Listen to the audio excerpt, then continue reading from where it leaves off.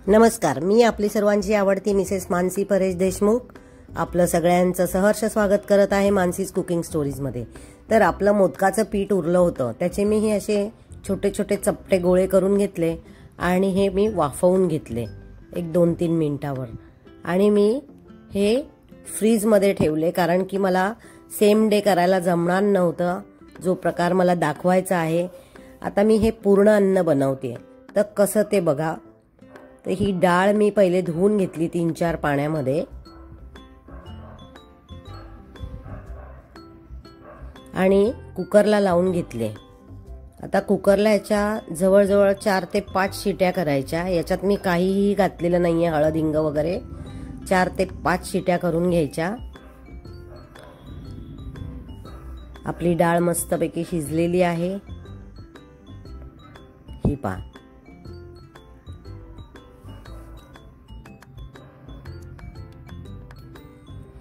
आता आपण याची फोडणी करून घेणार आहोत। फोडणीची तयारी मी सगळी बाजूला करून ठेवली आहे। सगळं लागणारं साहित्य हाताशी घेऊन ठेवलेलं आहे, त्यामुळे आपली गडबड होणार नाही।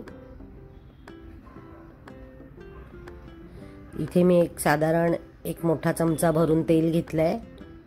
त्यामध्ये पहिले जिरे मोहरी घालून घेणार आहे।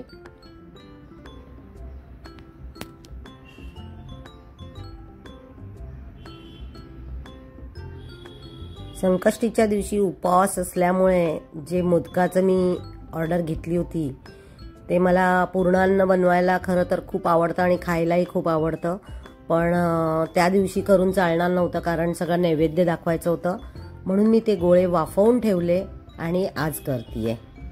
तर हे मी घातलं आता माझ्या आवडीचं हिंग। ही फोडणी झाल्यावर आता यात मी कढीपत्ता, 3-4 हिरव्या मिरच्या, स्लीट केलेल्या मिरच्या आहेत या, आणि हे सगळं छान व्यवस्थित परतवून याच्यामध्ये हळद घालून घ्यायची। आणि ही जरा आपली जी स्टेप आहे ही फास्ट करायची, नाहीतर मग ती हळद करपली तर कलर छान येणार नाही।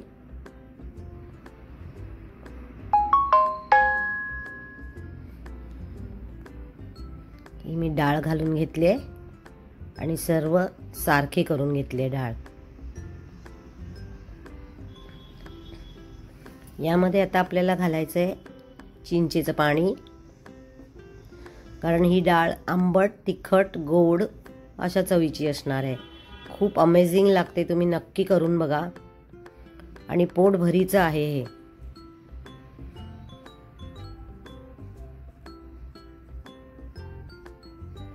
यामध्ये आता पाणी घालून सारखं करून घ्यायचंय।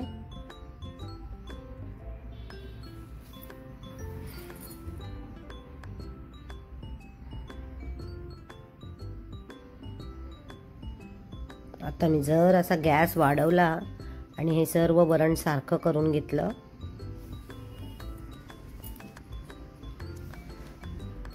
जर आपल्याला ही डिश सेम डे करायची असेल तर ते गोळे वाफवून घ्यायची गरज नसते, ती अशीच डाळीमध्ये सोडायची।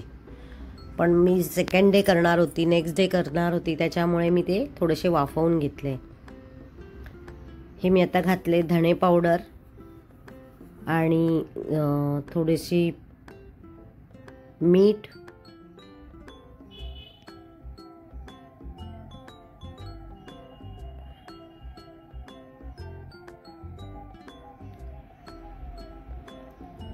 मध्येच मी गूळ पण घालून घेतला आणि हे आता मी जे गोळे वाफवून घेतले होते हे मी यात सोडते। आता गंमत अशी आहे, हे ऑलरेडी वाफवलेले आहेत त्याच्यामुळे ते जास्त असे वर येणार नाहीत, पण जेव्हा तुम्ही नुसते गोळे करून सोडता डाळीमध्ये त्यावेळेला ते जसे जसे शिजतात तसे तसे ते वर येतात आणि ते बघायला इतकं छान वाटतं। हे खूप येणार नाहीत वर, कारण ऑलरेडी हे शिजलेले आहेत, हे पहा। पण आता हे झालंय आपलं वरण। याच्यामध्ये मी कोथिंबीर घालून घेतेय आणि आता हे सर्विंगला तयार आहे।